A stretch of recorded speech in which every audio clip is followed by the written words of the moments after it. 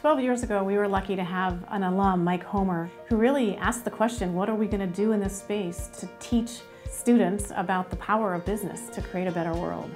Responsible business is a strategy. It's the art and science of doing well by doing good. The center's mission is to educate students about things that in many cases are left to the side because they're too hard. Haas was really the only school that I found where you really saw authenticity with how they connected both social, environmental, and business issues all together.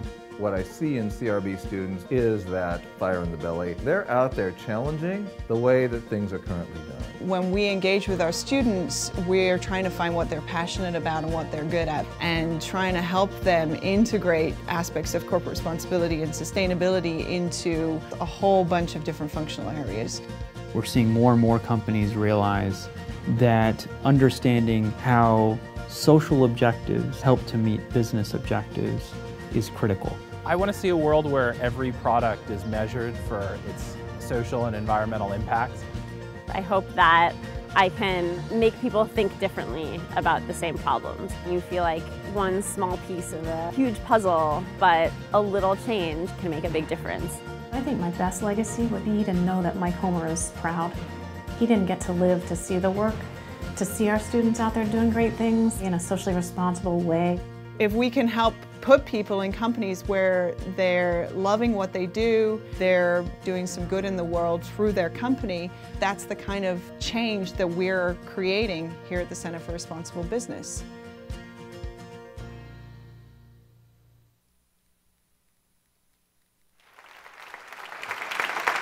So what's so cool about that video is I don't really have to say anything. And I just want to tell you that I'm actually really struggling, and I don't struggle usually for things to talk about. But let me just tell you the internal brain struggle I have right now. I'm in a new space of research which looks at women in business and what's the impact of getting more women in business. So I've done so much research that I know that the average woman would get up here and say, it's not really me, it's the people, it was luck, it was my team. And the average man would get up here and say, it was me. This is me. So I'm really struggling. But I think what, I don't know who to be. But I think what I want to say is it's the people. I mean, you can look at that video and just see that it's the people. I got here in 2002. Dean Laura Tyson recruited me away from the University of Michigan, where I had been, and where I was actually really, really happy and didn't want to move, didn't know anybody in California. Berkeley seemed crazy. I couldn't afford a house. And I got out here, and I had a newborn baby at the time and a 3-year-old. And I remember getting out here and 2 weeks into the job, and I was just in heaven.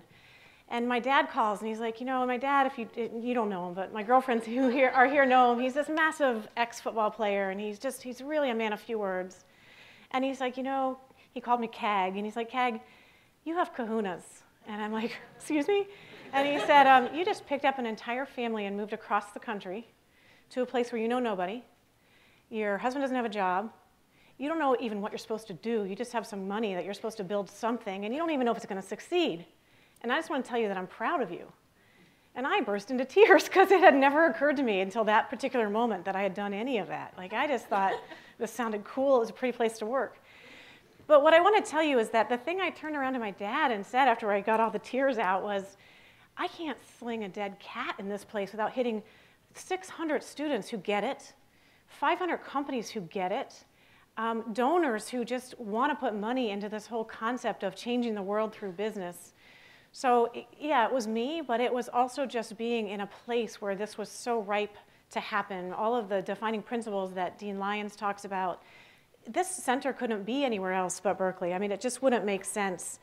The people of this community, between the corporate partners that we have, the alums who are in this room, who I'm just like in awe of. I mean, I got to introduce this alum who was my student, who now trumps anything that I could possibly do in my lifetime. It's just amazing. But what a great way to stretch as an individual to have students like that. Jo Mackness, who took the center over from me and is just taking it to a whole nother level, gosh, was a student of mine, and she hates this story, so I love to tell it, because she did not want to take my class at all, and I was trolling for students my first year here, because nobody knew who I was or what this crazy class was going to be, and she kind of picked up, she's also quick, that I was trolling for students a little bit, and she's like, well, you look like you need students in your class, so I'm going to sign up. But I don't even know if I understand this whole responsible business stuff, and I actually think it's a bunch of crap. And her beautiful, she said in a pretty English accent, so it sounded a lot better.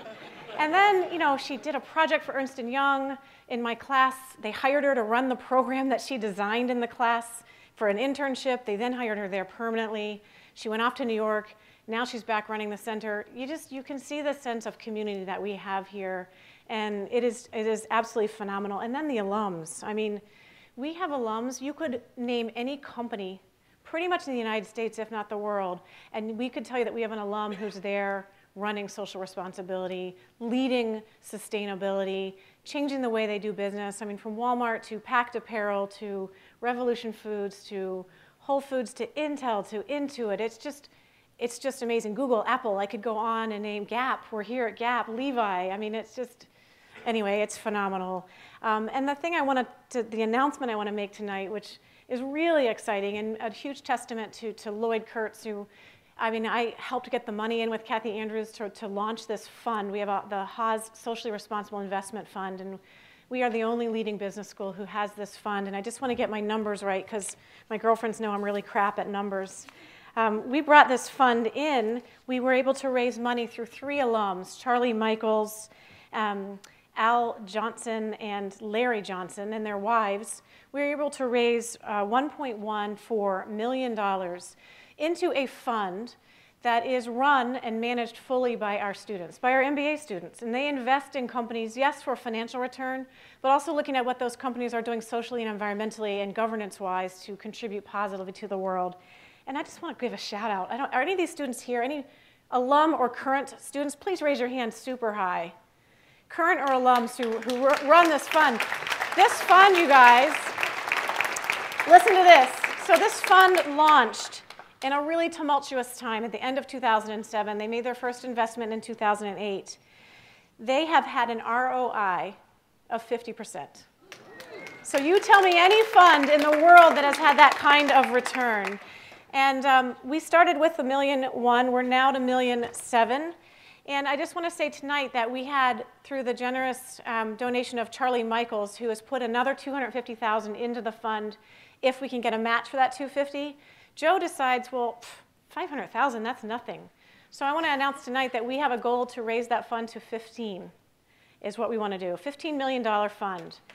And that's the announcement we want to make tonight. If we can get that fund to 15 million and have these students continue with a 50% investment, Rich, you're out of a job. Because that would just be a phenomenal thing, and we would become what we teach, a self-sustaining center. We wouldn't have to keep going out and raising money because our students would be investing our money in a socially responsible way, such that the return would pay for the operations of the center and maybe even the operations of the school eventually, maybe not. But eventually. So I just want to thank everybody who's here, from alums to girlfriends who are in the audience, to guy friends who are in the audience, to former students. I mean, I have to tell you, that is the most incredibly rewarding thing, to see current students here, former students here, who, I mean, it's just, I'll be quiet because it's just incredibly overwhelming. And what I want to now do is turn it over to a rock star female alum, Chris Grews-Richmond, who is one of the founders of Revolution Foods. But I just want to give you a little insight into her and Kirsten. They had to make it confusing, so it's Kristen and Kirsten. They are the co-founders of Revolution Foods. And the statistics of what they do with Revolution Foods, if you're not familiar with them, they serve healthy lunches to schools. And listen to this, 1,000 lunch rooms, 200,000 meals a day. They just got the San Francisco contract, so they're doing amazing things in the world to make all of our kids healthier, which we know is a really high impact problem in our world. But just check this out. She came in married, Kirsten came in single, got married during the MBA, and within the spate of, 2 months, they launched a company, had a first baby. Kirsten got married, had her first baby. I mean, it's just amazing what they did while changing the world and revolutionizing the way we deliver food in schools. So I'm going to now turn it over to one of our star alums, Chris. Thank you so much.